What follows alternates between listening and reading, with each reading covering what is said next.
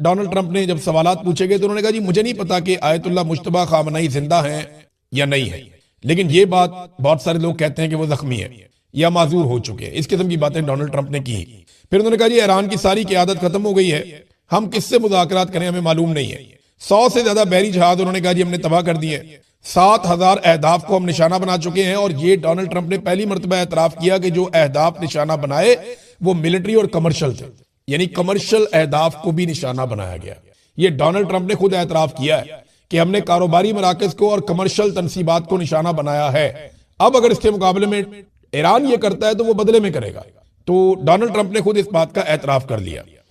ناظرین ایک اور بڑی امپورٹنٹ چیز ہے، لیکن ڈونلڈ ٹرمپ کے سٹیٹمنٹ کے بعد میں آپ کو بتاتا ہوں۔ ڈونلڈ ٹرمپ نے کہا جی کہ پیر کے دن ہم نے 3 ایسے اہداف کو نشانہ بنایا جہاں ڈرون اور میزائل بنائے جاتے ہیں۔ اس جنگ میں اب کچھ بھی باقی نہیں بچا، یعنی اب جنگ سے نکلنا چاہتے ہیں ڈونلڈ ٹرمپ۔ سمندر میں جو بارودی سرنگیں ہیں اس کے بارے میں انہوں نے کہا جی ہمیں معلوم نہیں ہے، لیکن یہ کام کرنے والے 30 جہاز ہم نے ڈبو دیے ہیں پانی کے اندر۔ پھر انہوں نے یورپ کو ڈرایا ڈونلڈ ٹرمپ نے کہ پیوٹن صرف امریکہ سے ڈرتا ہے اور نیٹو صرف امریکہ ہے، یورپ سے پیوٹن بالکل نہیں ڈرتا۔ یہ بات ڈونلڈ ٹرمپ نے کی ہے۔ اب یورپ کو سوچنا پڑے گا کہ وہ امریکہ اور رشیا کی سر جنگ کے اندر ہمیشہ سے اپنا جھکاؤ امریکہ کی طرف رکھتے رہے۔ اگر وہ رشیا کے ساتھ تعلقات بنائیں اور رشیا کے ساتھ ایک معاہدہ کریں کہ رشیا اس لیمٹ سے آگے نہیں آئے گا، تو کیا یہ ایک نئے دور کا آغاز نہیں ہو سکتا؟ اس بارے میں یہاں پہ نا ایک بیلجیم کے پرائم منسٹر نے، کیونکہ جب ڈونلڈ ٹرمپ کی مخالفت شروع ہوئی تھی نا تو سب سے پہلے جو سٹیٹمنٹ دیا تھا وہ بیلجیم کے پرائم منسٹر نے دیا تھا۔ جب اسپین کے پرائم منسٹر نے بات کی اس سے بھی پہلے بیلجیم کے پرائم منسٹر نے بات کی تھی، ہمیں روس کے ساتھ تعلقات کو معمول پر لانا اور سستی توانائی تک دوبارہ رسائی حاصل کرنا چاہیے، یہی عقل مندی ہے۔ نجی طور پر یورپی رہنما مجھ سے متفق ہے، یعنی ذاتی طور پہ بات کرتے ہیں تو یورپی رہنما کہتے ہیں ٹھیک ہے بات، لیکن کوئی بھی اسے بلند آواز میں کہنے کی جرات نہیں کرتا۔ ہمیں یورپ کے مفاد میں روس کے ساتھ اپنے تنازعات ختم کرنے چاہیے۔ بیلجیم کے وزیر اعظم بارٹومیو کا بیان۔ اب یہ دیکھیں نا، اگر تو رشیا کے ساتھ تعلقات یورپ اپنے نارمل کر دیتا ہے تو یورپ کی تو لڑائی ختم ہو جائے گی۔ یورپ کی رشیا کے علاوہ دنیا میں کسی سے لڑائی نہیں ہے۔ یورپ تو پھر امریکہ سے بھی دھندا کر سکتا ہے، چین کے ساتھ بھی اور رشیا کے ساتھ بھی اور ایشیا کے ساتھ بھی اور افریقہ کے ساتھ بھی۔ یورپ کی تو موجیں ہیں، ان کی تو لڑائی نہیں کسی کے ساتھ، آپس میں وہ لڑتے نہیں ہیں، انہوں نے اپنا ایک ایکویشن بنایا ہوا ہے، اپنی یورپی یونین بنائی ہوئی ہے۔ لہذا امریکہ اور رشیا کی سر جنگ میں یورپ بیچ میں پس رہا تھا۔ اب یورپ میں یہ آئیڈیا آنا شروع ہو گیا ہے، دیکھتے ہیں اس کا کیا ہوتا ہے، ہم اس پہ نظر رکھیں گے۔ پھر ڈونلڈ ٹرمپ نے کہا جی کہ ہم نے ایران کو مکمل طور پہ ٹکانے لگا دیا ہے، اب دیگر ممالک کو چاہیے کہ وہ آئیں اور آبنائے ہرمز کو کھلوائیں۔ سوال یہ ہے کہ اگر ٹکانے لگا دیا ہے تو پھر آبنائے ہرمز کھل کیوں نہیں رہی؟ آپ بڑے آرام سے کھلوا سکتے ہیں۔ ڈونلڈ ٹرمپ نے ایک اور بات کا اعتراف بھی کیا کہ ایران ایک عظیم طاقت ہے، ہم توقع نہیں کر رہے تھے کہ وہ مشرق وسطیٰ میں ممالک پر حملہ کر دیں گے، انہوں نے ہمیں حیران کر دیا۔ تو ڈونلڈ ٹرمپ کو یہ ماننا پڑا کہ واقعی میں ایک بڑی طاقت ہے ایران، اور ایرانیوں کا جواب تگڑا ہے۔ اچھا اس پہ نا ایک ایران نے چیلنج کیا ڈونلڈ ٹرمپ کو، میں لگے آتا ہوں آپ کو بتا دوں۔ ایرانی گورنمنٹ نے کہا ہے کہ اگر ڈونلڈ ٹرمپ کا دعویٰ سچا ہے کہ ہماری ساری کی ساری بحریہ تباہ ہو گئی ہے اور انہوں نے سارے جہاز ڈبو دیے ہیں، تو پھر وہ ہمارے پانیوں میں آ جائے نا، پھر آبنائے ہرمز پہ پہنچ جائے اپنی بحریہ لے کر ڈونلڈ ٹرمپ، پھر ادھر آتے کیوں نہیں ہے؟ یہ انہوں نے چیلنج کیا ہے۔ ڈونلڈ ٹرمپ کے پاس اس کا کوئی جواب نہیں ہے۔ ڈونلڈ ٹرمپ باقی دنیا کو کہہ رہا ہے کہ میرے ساتھ چلو، آبنائے ہرمز کو کھلواؤ، میں نہیں وہاں جاتا۔ اپنے بحری بیڑے انہوں نے بہت پیچھے بھجوا دیے ہیں، جبکہ یورپ اور باقی ملک یہ کہہ رہے ہیں کہ امریکہ کا اتنا طاقتور بحری بیڑا جو ہے، اتنی بڑی بحریہ، وہ یہ نہیں کھلوا پا رہی، تو ہم وہاں جا کے کیا کریں گے؟ پھر انہوں نے کہا جی جاپان میں ہمارے 45,000 فوجی ہیں، جنوبی کوریا میں 45,000 فوجی ہیں، جرمنی میں ہمارے 50,000 فوجی ہیں، ہم ان ملکوں کا دفاع کرتے ہیں اور وہ اس جنگ میں ساتھ نہیں دینا چاہتے۔ یہ ممالک جناب امریکہ کو اربوں ڈالر دیتے ہیں اور امریکہ کے فائدے کے لیے بہت کام کرتے ہیں۔ جاپان کی اپنی کوئی ایسی فوج نہیں ہے، جاپان امریکہ کو بہت پیسہ دیتا ہے اپنے تحفظ کے لیے، اپنے دفاع کے لیے، اور باقی ممالک بھی دیتے ہیں اسی طرح۔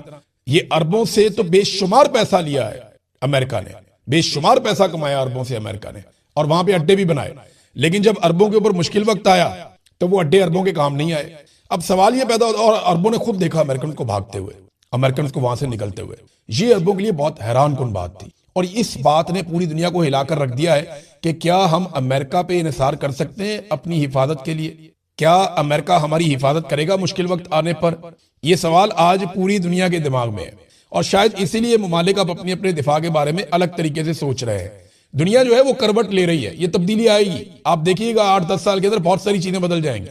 ایک اور سوال اٹھایا جا رہا ہے پوری دنیا میں کہ جس امریکہ اور اسرائیل کا یہ حال ایران نے کر دیا ہے، اگر کہیں اس امریکہ اور اسرائیل کی لڑائی روس کے ساتھ یا چائنا کے ساتھ ہو گئی تو ان کا کیا بنے گا؟ یہ سوچ کے ہی جو ہے وہ امریکنز کو خوف آنا چاہیے کہ جب ایران کے سامنے اتنی بری طرح ایکسپوز ہو گئے ان ہتھیاروں کے ساتھ اور اس وار سٹریٹجی کے ساتھ اور ایسی لیڈرشپ کے ساتھ، تو پھر رشیا یا چائنا کے ساتھ براہ راست پنگا ہو گیا تو پھر بنے گا کیا؟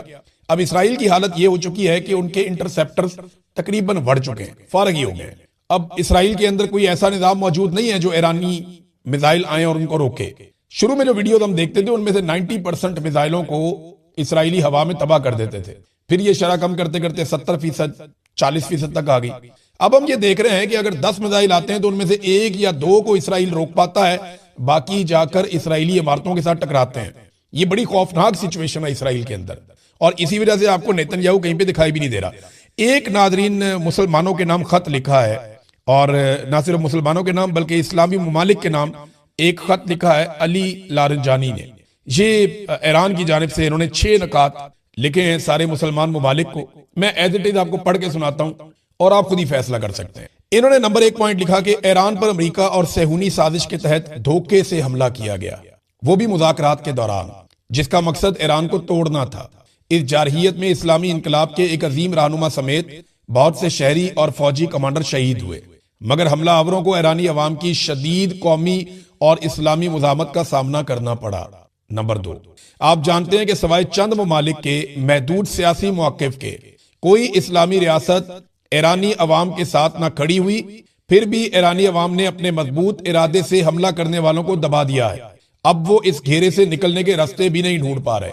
شکوہ کیا کہ ہمارے ساتھ کھڑا نہیں ہوا، کوئی چند لوگ کھڑے ہوئے صرف، اور وہ بھی زبانی کلامی سیاسی انداز میں کھڑے ہوئے۔ نمبر 3، ایران بڑے شیطان یعنی امریکہ اور چھوٹے شیطان یعنی اسرائیل کے خلاف مزاحمت کا راستہ جاری رکھے ہوئے ہے، مگر کیا بعض اسلامی حکومتوں کا رویہ نبی اکرم صلی اللہ علیہ وآلہ وسلم کے اس فرمان سے متصادم نہیں ہے کہ جو شخص اے مسلمانوں کی آواز سنے اور جواب نہ دے وہ مسلمان نہیں ہے؟ یہ کون سا اسلام ہے؟ چوتھا نقطہ جو انہوں نے پوچھا وہ یہ کہ کچھ ممالک تو آگے بڑھ کر ایران کو دشمن قرار دے رہے ہیں، صرف اس لیے کہ ایران نے اپنے علاقے میں موجود امریکی اڈوں اور امریکی اور اسرائیلی مفادات کو نشانہ بنایا۔ کیا ایران چپ چاپ بیٹھ جائے جب آپ کے ممالک میں امریکی اڈے ایران پر حملوں کے لیے استعمال ہو رہے ہوں؟ یہ محض بہانہ ہے۔ آج مقابلہ امریکہ اور اسرائیل کے ایک جانب اور ایران اور مزاحمتی قوتوں کے دوسری جانب ہے، آپ کس طرف کھڑے ہیں؟ یہ سوال انہوں نے پوچھا۔ سادی سی بات ہے، وہ کہتے ہیں جی اڈے جب بنائے اپنے ملکوں کے اندر اور وہاں سے ایران پہ اٹیک ہوگا تو ایران واپس اڈوں پہ اٹیک کرے گا۔ یہ ان ملکوں پہ اٹیک نہیں ہے، مقابلہ اسرائیل اور امریکہ میں اور دوسری جانب ایران کے اندر ہے، آپ کس کے ساتھ کھڑے ہیں؟ سوال یہ پیدا ہوتا ہے۔ پھر 5واں نقطہ جو انہوں نے بیان کیا اپنے لیٹر میں، اسلامی دنیا کے مستقبل پر غور کریں۔ آپ جانتے ہیں کہ امریکہ آپ کا وفادار نہیں ہے اور اسرائیل آپ کا دشمن ہے۔ ایک لمحے ٹھہریں، آپ اپنے پر اور خطے کے مستقبل پر غور کریں۔ ایران آپ کے ساتھ مخلص ہے، وہ آپ پر غلبہ نہیں چاہتا، یعنی ایران یہاں قبضہ نہیں کرنا چاہتا، ایران یہاں پہ کوئی ایکسٹینشن نہیں کرنا چاہ رہا، کوئی ایکسپینشن کا پلان نہیں ہے، وہ اسرائیل کا ہے۔ تو یہ ایران نے یہاں پہ کلیئر کیا کہ امریکہ آپ کا وفادار نہیں ہے، ایران غلبہ نہیں چاہتا، ایران آپ کا دوست ہے۔ نمبر 6، اگر امت مسلمہ مکمل طاقت کے ساتھ متحد ہو جائے تو یہ اتحاد تمام اسلامی ممالک کے لیے سلامتی، ترقی اور آزادی کی ضمانت بن سکتا ہے۔ ویسے ایران نے جتنی بہادری کے ساتھ یہ لڑائی لڑی ہے نا، اگر ایک ملک یہ کر سکتا ہے تو سوچیں اگر مسلمان ممالک سارے اکٹھے ہو جائیں۔ ہمارے پاس کتنا پیسہ، کتنا کچھ ہے مسلمان ملکوں کے پاس، یہ پہلے بھی بہت دفعہ آئیڈیا آیا مارکیٹ میں، تو انسانیت کے نام پہ اکٹھے ہو جائیں۔ خالی مسلمان ملک نہیں، باقی ممالک بھی اکٹھے ہو جائیں ساتھ میں، جو ریجن ہے وہ سارا اکٹھا ہو جائے، جیسے یورپی یونین ہے وہ سب اکٹھے رہتے ہیں، اگر یہ ریجن بھی اکٹھا ہو جائے اور آپس میں معاہدہ کر لیں کہ ہم آپس میں کبھی نہیں لڑیں گے، ہم ترقی کریں گے، تعمیر کریں گے، غریبوں کو فائدہ دیں گے، اپنے لوگوں کو اپ لفٹ کریں گے، اگر یہ سارے ملک مل کر فیصلہ کر لیں اور یہ خون ریزی بند ہو جائے تو چند جرنیلوں کی دیہڑیاں تو ختم ہو جائیں گی، چند پاگل ذہنی مریضوں کا کام تو بند ہو جائے گا، لیکن اس خطے کے جو کروڑوں لوگ ہیں، بہت بڑی تعداد میں اربوں لوگ ہیں بلکہ، ان سب کا مستقبل بن جائے گا۔ ناظرین، آخر میں ایک تبصرہ پڑھ رہا تھا ایک نوجوان کا، اور انہوں نے بڑی مزیدار چیز لکھی۔ انہوں نے کہا جی کہ ایران اتنی شاندار لڑائی لڑ رہا ہے، کون سا جرنیل ہے، کسی کا نام آیا سامنے، کوئی گانا شانا نکالا ہو ان کے ISPR نے، یا ان کے جرنیلوں کو ہیرو بنایا گیا ہو؟ نہیں، وہ ایرانی قوم کو ہیرو بنا رہے ہیں، ایرانی قوم کے منتخب نمائندوں کو ہیرو بنا رہے ہیں، عوامی نمائندوں کو، اور وہ ایران کی بات کرتے ہیں، ایرانی عوام کی بات کرتے ہیں، وہ کسی ایک جرنیل کی، کسی ایک کو ہیرو بنانے کی بات نہیں کرتے۔ تو ان کی سوچ کے اندر بڑی آزادی ہے، وہاں پہ دیکھیں نا دو ہی لوگ سامنے آ رہے ہیں, دونوں فوجی نہیں ہیں, عباس عراقچی اور علی رنجانی, یہ دونوں لوگ سامنے آ رہے ہیں.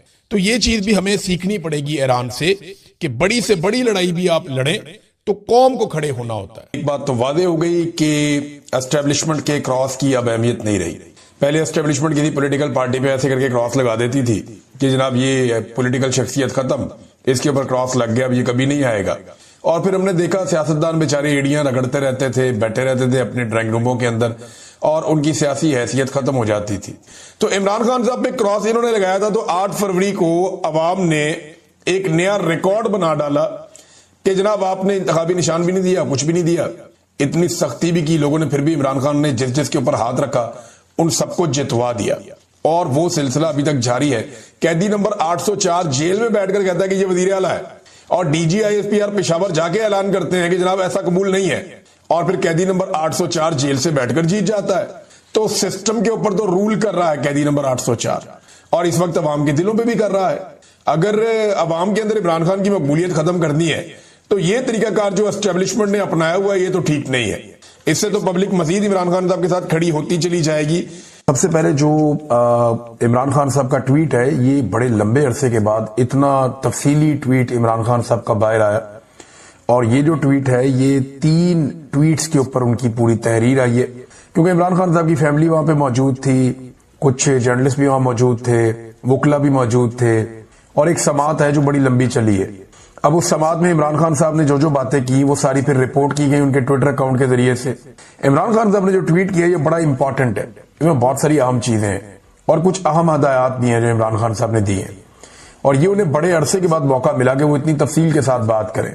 رات گئے یہ ٹویٹ جو ہے یہ منظر عام پہ آئے, اس کے 3 حصے ہیں کیونکہ ایک مرتبہ میں اتنی لمبی تحریر لکھی نہیں جا سکتی ٹویٹر پہ.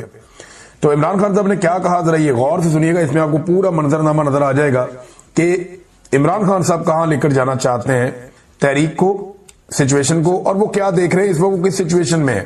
وہ یہ کہتے ہیں جی کامن ویلتھ کی 8 فروری کے الیکشن پر جو رپورٹ لیک ہوئی ہے اس نے بھی انتخابی دھاندلی کا پول کھول دیا کہ کیسے بے شرمی اور ڈٹائی سے ہمارا مینڈیٹ چوری کیا گیا.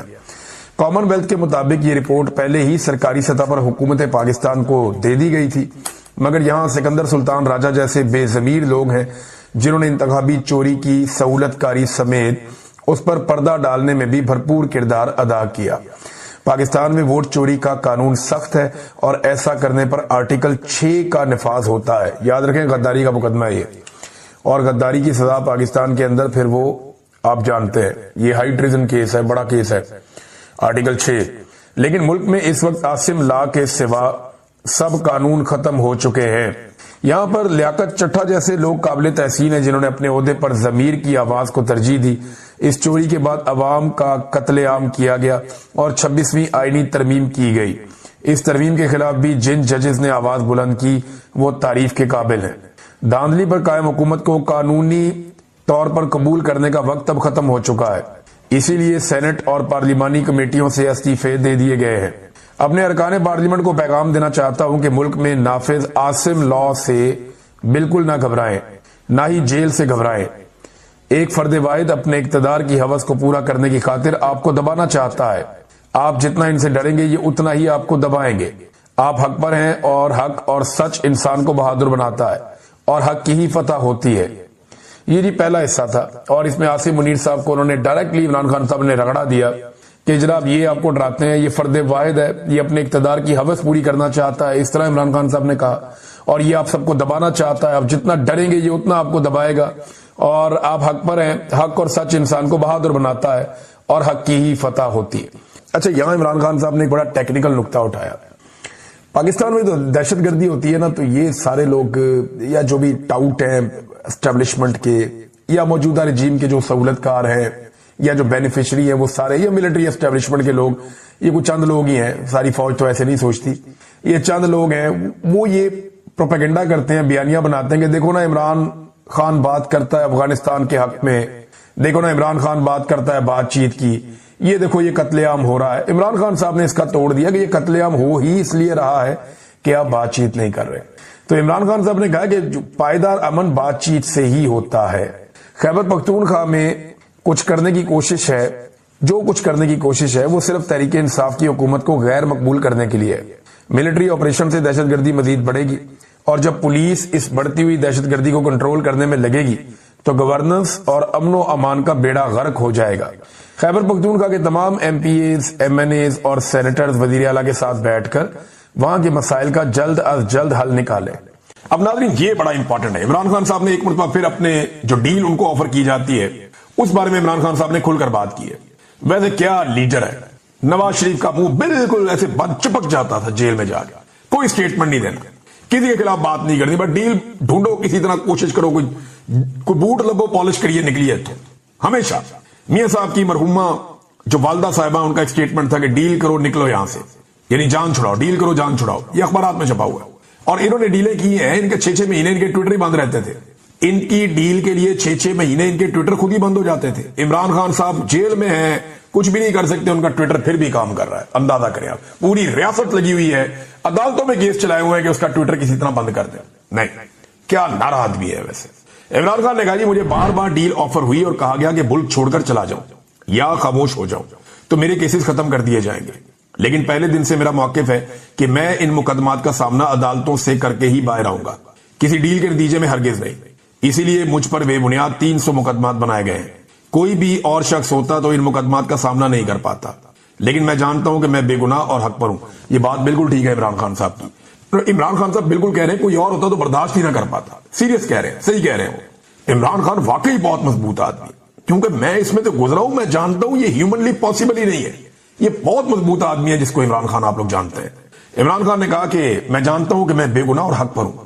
अब तोशा खाना का झूठा केस भी मुकम्मल तौर पर जमीन पोस हो चुका है। प्रोसिक्यूशन की जानिब से पेश किए गए गवाहान ब्रिगेडियर अहमद और कर्नल रेहान ने इकरार किया कि तोशा खाना के तोहफे मेरे घर नहीं गए बल्कि तोशा खाना में जमा करवाए गए और उनके कागजात मुकम्मल हैं।